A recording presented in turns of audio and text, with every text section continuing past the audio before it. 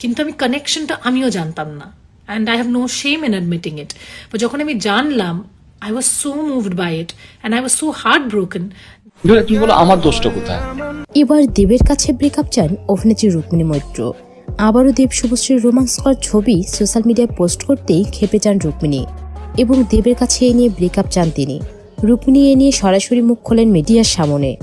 তিনি বলেন, আমি দেবকে শুভশ্রীর সাথে ছবি করা নিয়ে কখনোই আপত্তি করিনি, তবে বর্তমানে ছবি করার নামে দেব শুভশ্রীর অতিরিক্ত বন্ধুত্ব আমাকে কষ্ট দিচ্ছে।